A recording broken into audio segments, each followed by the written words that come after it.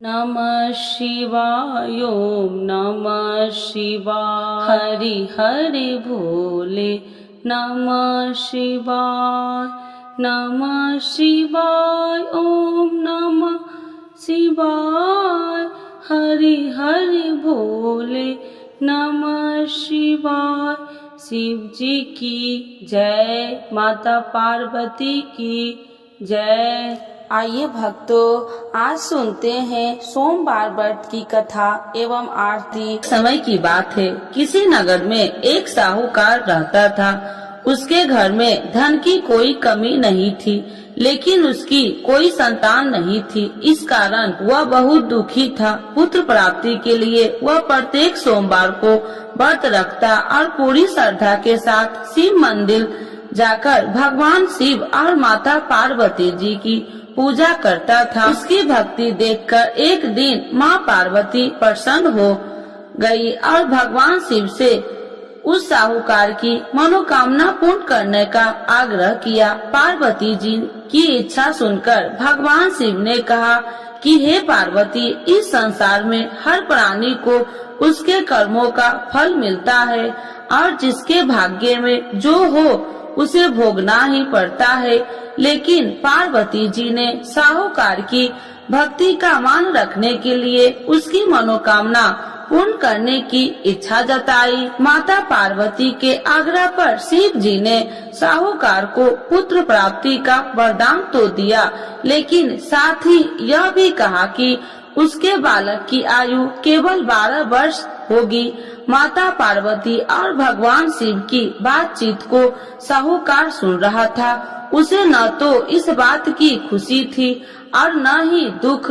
वह पहले की भांति शिव जी की पूजा करता रहा। कुछ समय के बाद साहूकार के घर एक पुत्र का जन्म हुआ। वह बालक 11 वर्ष का हुआ तो उसे पढ़ने के लिए काशी भेज दिया गया। साहूकार ने पुत्र के मामा को बुलाकर उसे बहुत सारा धन दिया और कहा कि तुम इस बालक को काशी विद्या प्राप्ति के लिए ले जाओ और मार्ग में यज्ञ कराना।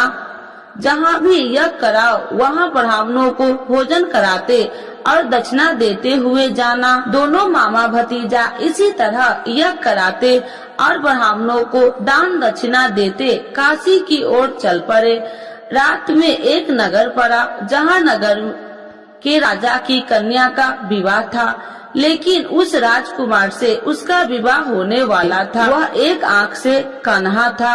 राजकुमार के पिता ने अपने पुत्र के कन्हा होने की बात को छुपाने के लिए एक चाल सोची। साहूकार के पुत्र को देखकर उसके मन में एक विचार आया।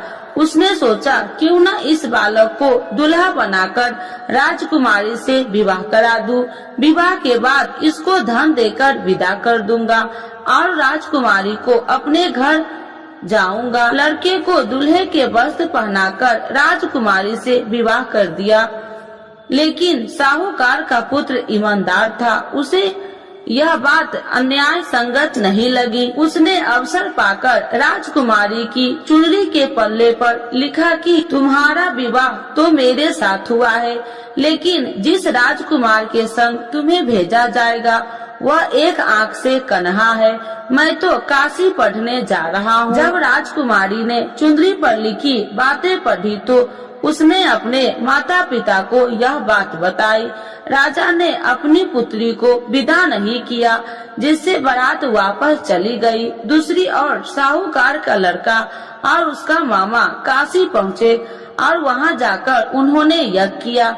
जिस दिन लड़के की आयु 12 साल की हुई उसी दिन यज्ञ रखा गया। लड़के ने अपने मामा से कहा कि मेरी तबीयत कुछ ठीक नहीं है।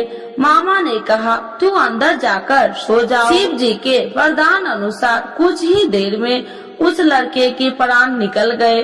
मृत भांजे को देख उसके मामा ने विलाप शुरू किया। संयोगवश उसी समय शिव जी और माता पार्वती उधर से जा रहे थे।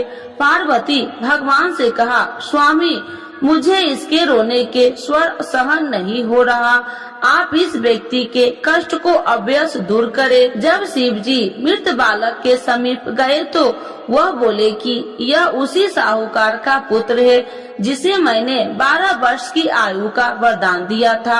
अब इसकी आयु पूरी हो चुकी है।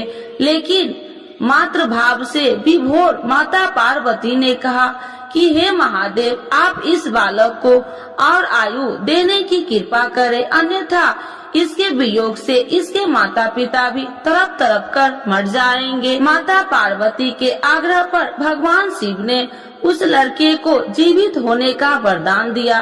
शिव जी की कृपा से वह लड़का जीवित हो गया। शिक्षा समाप्त करके लड़का मामा के साथ अपने नगर की ओर चल दिया। दोनों चलते हुए उसी नगर में पहुंचा जहां उसका विवाह हुआ था। उस नगर में भी उन्होंने यज्ञ का आयोजन किया। उस लड़के के ससुर ने उसे पहचान लिया और महल में ले जाकर उसकी खातिरदारी की और अपनी पुत्री को विदा किया। इधर साहूकार और उसकी पत्नी भूखे प्यासे रहकर बेटे की प्रतीक्षा कर रहे थे। उन्होंने प्रण कर रखा था कि यदि उन्हें अपने बेटे की मृत्यु का समाचार मिला तो वह भी प्राण त्याग देंगे, परंतु अपने बेटे की जीवित होने का समाचार पाकर वह बेहद प्रसन्न हुई।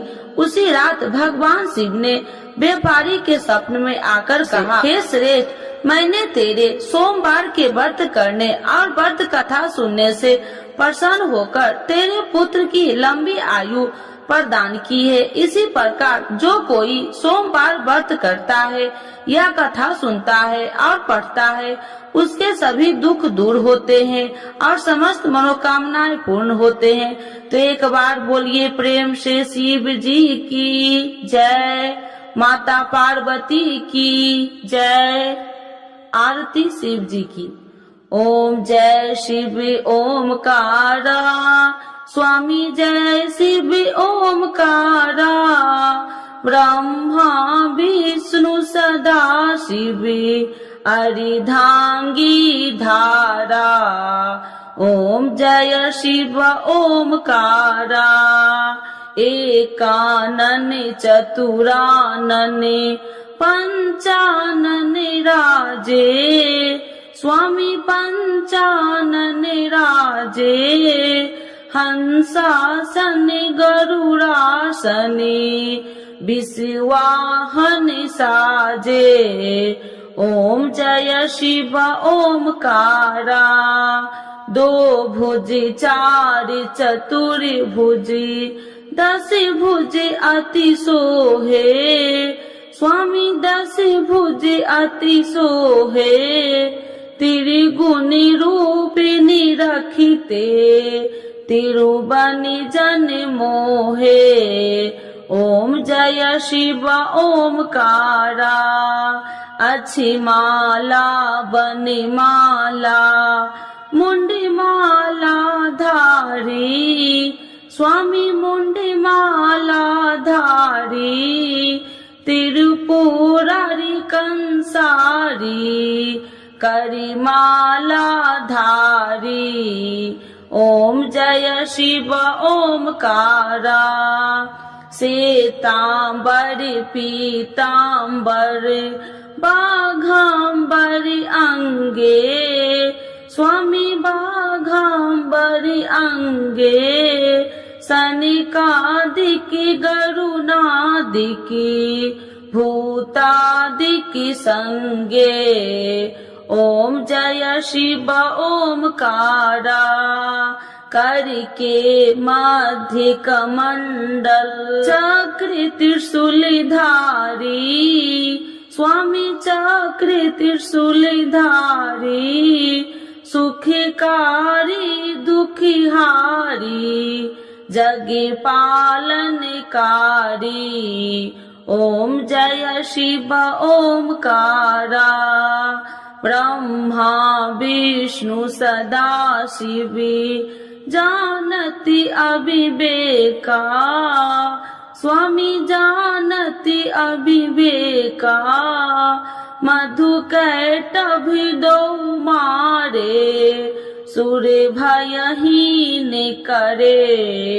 ओम जय शिव ओमकारा लक्ष्मी व सावित्री पार्वती संगा स्वामी पार्वती संगा पार्वती अर्धंगी शिव लहरी गंगा।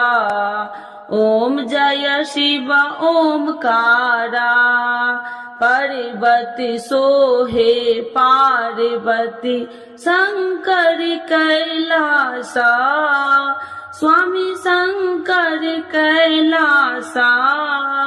भांग धतूर का भोजन भस्मी में बसा।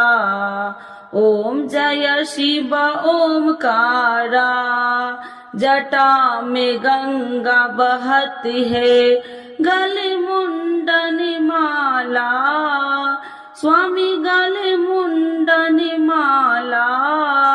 शेष नाग लिपटावती ओढ़त मृग छाला।